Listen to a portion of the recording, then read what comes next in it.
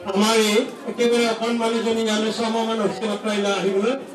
আৰু সেইজনী অকণমান ডাঙৰ হৈছে কেইবছৰমান তেওঁলোকে এতিয়া আমাৰ মাজত এগৰাকী সুকন্যা কৌশিক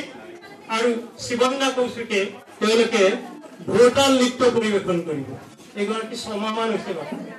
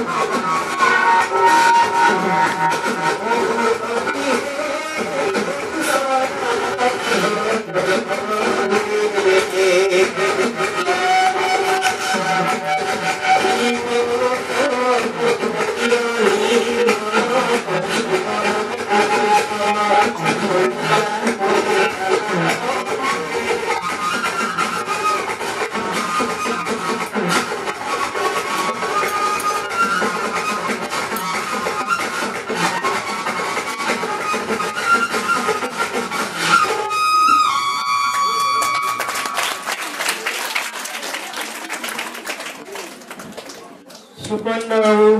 শিৱনাক আমি আমাৰ আন্তৰিক মৰম আৰু আশীৰ্বাদ যাচিছোঁ ভৱিষ্যতে তেওঁলোকে যাতে ভাল নৃত্যপতি হ'ব পাৰে মই এতিয়া আমি আমাৰ আজি সভাৰ মুখ্য আকৰ্ষণলৈ আহিছোঁ আমাৰ মাজত আছে বৰ্তমানৰ কটন বিশ্ববিদ্যালয়ৰ উপাচাৰ্য মহোদয় ডক্টৰ ৰমেশ চন্দ্ৰ ডেকা প্ৰথমে তেওঁ তেজপুৰ বিশ্ববিদ্যালয়ৰ ৰসায়ন বিভাগৰ অধ্যাপক আছিল আৰু এতিয়া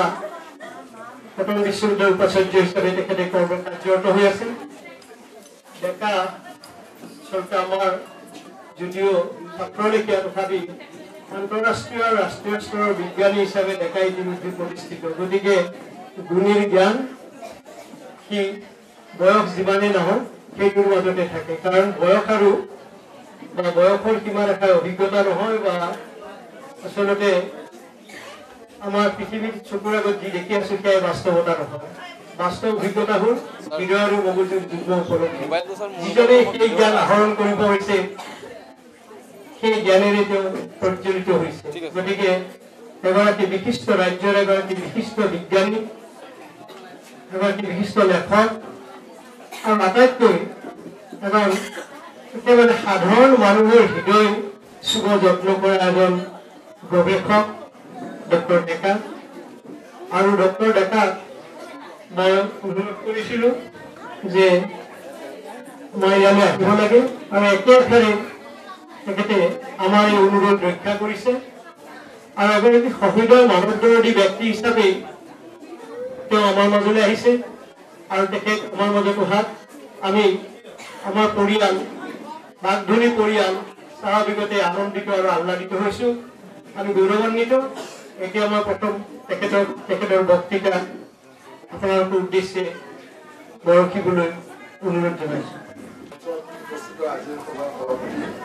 Professor Dinesh Dekare, Saraswati Bhagwati, Sri Munindanath Kolita, Ajay Mantra Upasthita, Sri Arati Prasanna Babu, Dr. Jashmi Das Mata, Dr. Bhagwati, Dr. Vishwendra,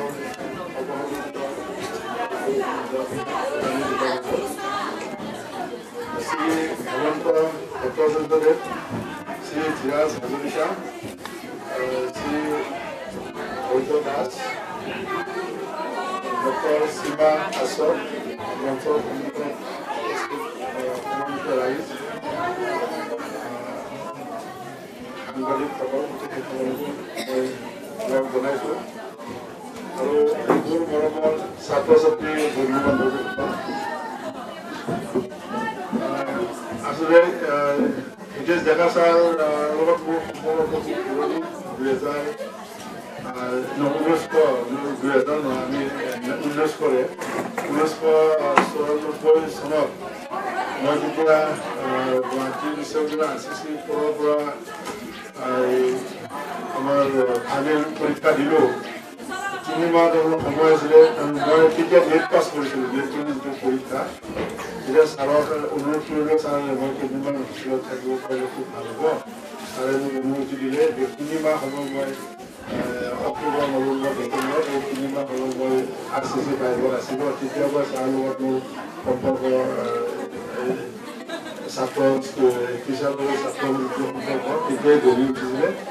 কিন্তু এই সম্পৰ্কটো আমাৰ থাকিব দীঘলীয়া 2096 চনৰ পৰা ছাৰৰ লগত এটা মধুৰ সম্পৰ্ক গঢ়ি উঠিছে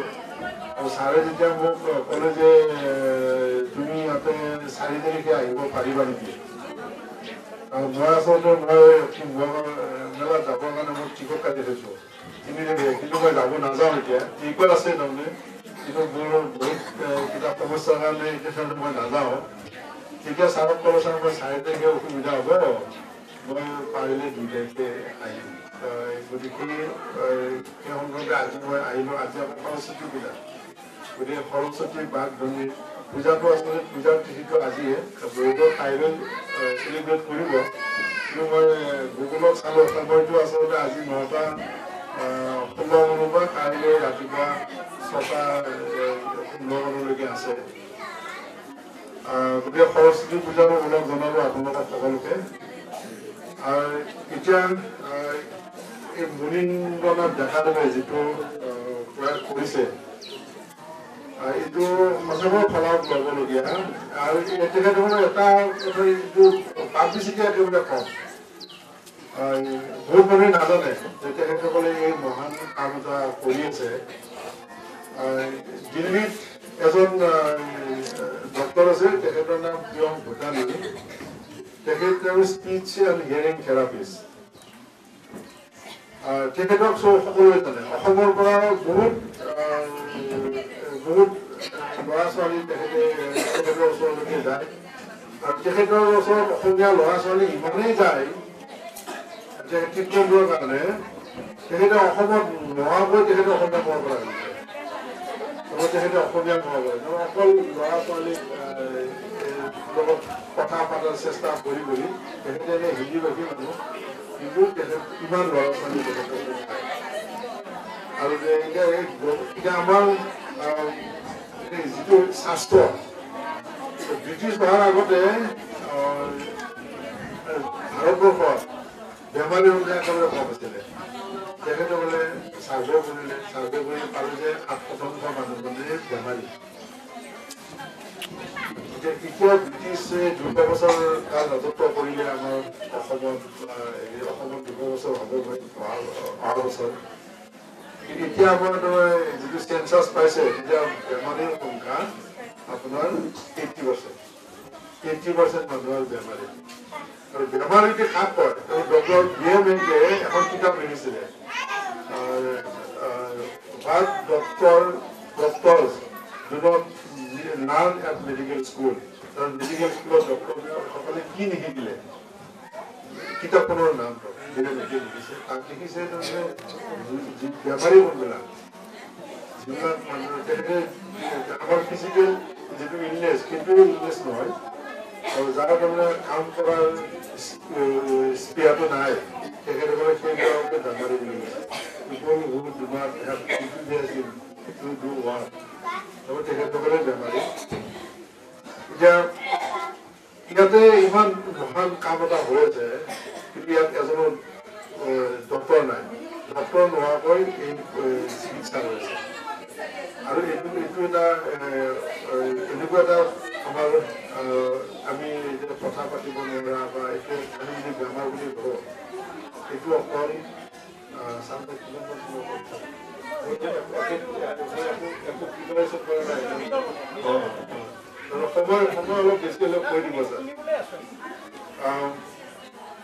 এতিয়া গোটেই এইটো অকল আমাৰ সমস্যা নহয় অসমৰ সমস্যা নহয় ভাৰতবৰ্ষৰ সমস্যা নহয় যে মই যিজন ডক্টৰৰ কথা অলপ প্ৰিয় কথা নেই তেখেতৰ ওচৰত তাৰমানে এপইণ্টমেণ্ট ল'বৰ কাৰণে সময় ৰখিব লাগে মানে মানুহৰ প্ৰেছাৰ আৰু এইটো গোটেই পৃথিৱীৰে সমস্যা তাত দেশৰ মানুহবিলাক খুব ধনী ধনী মানুহ হ'লেও তেখেতসকলে কিন্তু বেমাৰৰ পৰা হাত সাৰিব পৰা নাই এতিয়া আমাৰ মেডিকেল চিকিৎসা ইমান আগবাঢ়ি গ'ল হস্পিটেল হ'ল ব্ৰিটিছ হোৱাৰ আগতে আমাৰ ইয়াত এখনো হস্পিটেল নাছিলে হস্পিটেল এখনো নাছিলে এতিয়া আমাৰ হস্পিটেল হ'ল ডক্টৰৰ সংখ্যা বহুত বাঢ়িলে কিন্তু ৰোগীৰ সংখ্যা কমা নাই আমি এতিয়া ইমান আমিতো ভাবোঁ আমি ইমান সভ্য ইমান এডুকেটেড ইমান এডুকেশ্যন হোৱাৰ পিছত এডুকেটেড হোৱাৰ পিছত আমাৰ আমিতো নিৰোগী হৈ থাকিব লাগিছিলে আমাৰ সমস্যাৰ কাৰণে আমি নিৰোগী হ'ব পৰা নাই আমাৰ বেমাৰ বাঢ়িয়ে গৈ আছে তাৰ পৰা এইটো বুজায় যে আমাৰ যিটো শিক্ষা পদ্ধতি বা আমি যেনেকুৱা আমাৰ যিটো এলোপেথিক মেডিকেল চিষ্টেম এই চিষ্টেমত তাৰমানে কিবা নহয় কিবা ভুল আছে আৰু এইটো অকল আমি বুজি পোৱা নহয় এতিয়া তাৰমানে আমেৰিকাৰ মানুহেও বুজি পাইছে যে এই ডক্টৰ এইটো চিকিৎসাৰ কাৰণে আপোনাৰ ৰিডাকশ্যনিষ্ট ভিউ বুলি কয় এটা আছে হোলিষ্টিক ভিউ আৰু এটা ৰিডাকশ্যনিষ্ট ভিউ গতিকে আমাৰ ৰিডাকশ্যনিষ্ট ভিউ চিষ্টেমত যিটো আমাৰ বেমাৰ হ'ল আমি ওপৰতা হ'ল আৰু BM Henke যিখন কিতাপ লিখিছে তাত লিখিছে there is no pill which does not have an ill effect in our body তাৰমানে আমাৰ এনেকুৱা এটা পিল নাই যাৰ ইল এফেক্ট নাই গতিকে আমি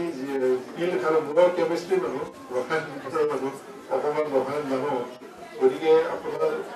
পিল নোখোৱাকৈ যদি আপুনি থাকিব পাৰে ফুড যদি আমাৰ মেডিচিন হয় তেতিয়া তাৰমানে আমাৰ সমস্যা বহুতখিনি লাঘৱ হৈ যাব যিটো আমাৰ ইণ্ডিয়ান চিষ্টেমত আছিলে আৰু ইয়াৰ পৰা আহি এনেকুৱা এটা লাগিছে পৰিৱেশটো এনেকুৱা লাগিছে এখন স্কুল নহয় আচলতে এখন আশ্ৰম বা আমাৰ আশ্ৰম আৰু আমি আমাৰ যে হেৰি আছিলে টোল যেতিয়া আমাৰ সংস্কৃতৰ টোলবিলাক আছিলে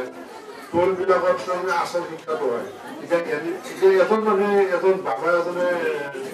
এটা বক্তৃতা দিছিলে ইণ্ডিয়াৰ বিশ্বগুৰু হ'বৰ কাৰণে আমাৰ গভৰ্ণমেণ্টেও চেষ্টা কৰিছে ইণ্ডিয়াৰ বিশ্বগুৰু হ'ব বা ইণ্ডিয়াত বেলেগ দেশৰ পৰা ইয়াতে শিক্ষা গ্ৰহণ কৰিবলৈ আহিব যদি আমি আকৌ টোল চিষ্টেমটো আকৌ যদি আমি নতুনকৈ আৰম্ভ কৰোঁ টোল চিষ্টেম মানে আগৰ যেনেকুৱা টোল তেনেকুৱা নহয় আমি অকল মডাৰ্ণাইজ কৰিব পাৰোঁ যিটো ইয়াতে মই দেখিছোঁ আৰু টোল চিষ্টেমৰ ধৰে আচল শিক্ষাটো হয় আজিকালি এতিয়া ডক্টৰৰতো সময় নাই প্ৰথম হ'ল আপুনি যেতিয়া ডক্টৰৰ পৰা মই যেতিয়া ডক্টৰৰ পৰা যাব লগা হয় এপইণ্টমেণ্টটো লৈ ডক্টৰৰ তাত ঘণ্টাৰ পিছত আমি থিয় হৈ থাকিব লাগিব আমি হয়তো 5-6 ঘণ্টা 7-8 ঘণ্টা থিয় হ'লো ৰবা ডক্টৰলৈ ডক্টৰে আমাক সময় দিব 20 মিনিট এই 20 মিনিটতে ডক্টৰজনে গোটেইখিনি আমাৰ আকৌতো নাচায় কাগজেই চবৰ ডক্টৰে কি টেষ্ট কৰি আনিলো আৰু সেই টেষ্টত টেষ্ট কৰা আচলতে মেচিনে ইলেক্ট্ৰনিক মেচিন আৰু ইলেক্ট্ৰনিক মেচিনত কিমান ভুল থাকে যে ইলেক্ট্ৰনিক মেচিন দাম কৰি পাইছে তেওঁলোকেহে জানিব আমি হয়তো কম্পিউটাৰে খুব ভাল কম্পিউটাৰে যে কিমান ভুল কৰে সেইটো কম্পিউটাৰ চলোৱা মানুহে গম পাব গতিকে আমি ডক্টৰৰ আগত সেইখিনিৰ ওপৰত ভিত্তি কৰি আমাক ঔষধ দিব এই কিন্তু কোনো এজনে হাতত ধৰি নাচায় তাৰমানে কিবা এটা হৈছে নেকি আগত ডক্টৰবিলাকে গৈ প্ৰথমে পাছ কৰিছিলে ইয়াতে তাৰমানে আমাৰ তিনিজন নাৰী আছে তাৰমানে এতিয়া আমাৰ এই তিনিজনৰ নাম আপোনাৰ মাকৰ ভিতৰত কাপৰ কাৰণে তিনিজন নাৰী আছে গতিকে এইটো চাই আগলৈ তিনিটা ধৰি মানুহজনৰ তাৰমানে শৰীৰত কি প্ৰব্লেম আছে গোটেইখিনি গম পায় এই কাজটো কিন্তু আজিকালি ডক্টৰৰ নাই এতিয়া এটা মেচিন এটা আৰম্ভ কৰিছে এইটো নাৰী তৰংগিনী বুলি কয় IIT বম্বেৰ পৰা এজন ইলেক্ট্ৰনিক্সত এমটেক কৰা মানুহ এজনে নাৰী তৰংগিনী মেচিনটো ব্যৱহাৰ কৰিছে আৰু এই নাৰী তৰংগিনী মেচিনটো দিলে আপোনাৰ ভিতৰত কি প্ৰব্লেম আছে আৰু এজন ডাক্তৰ আছে মই হৈছে ডাক্তৰে তেখেতে শিক্ষা গ্ৰহণ কৰি এই শিক্ষাটো লৈ আহিছে ওচমানীয়া ইউনিভাৰ্চিটিত এই শিক্ষাটো দিছিলে নাৰী তৰংগিনীৰ ওপৰত আৰু মই তেখেতৰ ওচৰত গৈছিলে মই এনে কোৱা নাই তেখেতৰ নাম শংকৰ হাতীকাপতি তেখেতে এনে যোৰহাটত বহে কিন্তু গুৱাহাটীত 3 দিন বহে গুৱাহাটীত আপোনাৰ প্ৰত্যেক মাহত ছেকেণ্ড উইকৰ ফ্ৰাইডে ছেটাৰডে ছানডে এই 3 দিন বহে কিন্তু এইটো চাই তেখেতে কৈ দিব পাৰে মই এই অহা ছানডে মোৰ তেখেতৰ তাত এপইণ্টমেণ্ট আছে মই যাম মই নহয় মই তাৰমানে মোৰ মাক লৈ যাম মাক লৈ যাওঁতে মই মোৰটো চাই ল'ম তেনেকুৱা ধৰণৰ শিক্ষা আমাৰ ভাৰতবৰ্ষত আছিলে যিটো আমাৰ এনেকুৱা ধৰণৰ শিক্ষা আমি আমাৰ ইউনিভাৰ্চিটিবিলাকতো আৰম্ভ কৰিব লাগিব আজি NEP 2020 আমাৰ এনেকুৱা স্কুল আছে যিটো নতুন শিক্ষা নীতি কাৰণ আমিতো ক্লাছৰুমতো শিক্ষা দিবই লাগিব আমি প্ৰত্যেকজনকতো ইণ্ডিভিজুৱেলি দিব নোৱাৰোঁ কিন্তু যেতিয়া 3 বছৰ আমি শিক্ষা দিয়াৰ পিছত আমাৰ এটা ইণ্টাৰ্ণশ্বিপ আছে বা ৰিচাৰ্চ প্ৰজেক্ট আছে সেই ৰিচাৰ্চ প্ৰজেক্টখিনি আমি যদি প্ৰত্যেকজন শিক্ষাগুৰুক ভগাই দিওঁ তেতিয়া এনেকুৱা এটা পৰিৱেশ সৃষ্টি হ'ব সেই সাংস্কৃতিক টোলৰ যিটো এটা পৰিৱেশ আছিলে সেই পৰিৱেশ আমি এতিয়াও সৃষ্টি কৰিব লাগিব আৰু তেতিয়াহে আমাৰ আমি আচল শিক্ষাটো পাম ভীমসেন যোশী আপোনাৰ পণ্ডিত ভীমসেন যোশী যে ক্লাছিকেল মিউজিকত বিখ্যাত তেখেতে ভাৰতৰত্ন এৱাৰ্ডো পাইছিলে তেখেতৰ তাৰমানে ক্লাছিকেল মিউজিক শিক্ষাৰ কাৰণে ইমানে আগ্ৰহ আছিলে তেখেতে 11 বছৰ বয়সত ট্ৰেইনত উঠি তাৰমানে পুনেৰ পৰা ট্ৰেইনত উঠি তেতিয়া তেখেতৰ পইচা হৈছেও নাই তেখেতৰ পকেটত আহি তাৰমানে কেলকাতা গুৰুৰ ঘৰত থাকি তেখেতে শিক্ষা গ্ৰহণ কৰিছিলে চাৰেগামা পাধা নিচা তেখেতে তাতে শিক্ষা গ্ৰহণ কৰিছিলে আৰু তেখেতৰ গুৰুৰ ঘৰত থকাৰ পিছতে তেনেকুৱা এজন তাৰমানে পণ্ডিত ভীমসেন যোশী আমি পোৱাব পাৰিছে কিন্তু আমাৰ এতিয়া তাৰমানে সেই পৰিৱেশটো নাই তেনেকুৱা পৰিৱেশ নহ'লে আমি তেনেকুৱা অৱস্থাত নাপাম তেনেকুৱা পণ্ডিত আমি নাপাম তেনেকুৱা পণ্ডিত আমি যদি জন্ম দিব লগা হয় তেতিয়া গুৰুৰ ঘৰত থাকিলেহে তেনেকুৱা পণ্ডিত আমি পাম কিন্তু আমাক আকৌ প্ৰমাণ কৰে যে আমি আমাৰ যিটো শিক্ষা পদ্ধতি আছিলে সেইটো বহুত ভাল এতিয়া মই আপোনাৰ যিটো এই যে প্ৰজেক্ট ইমান সুন্দৰকৈ নাছিল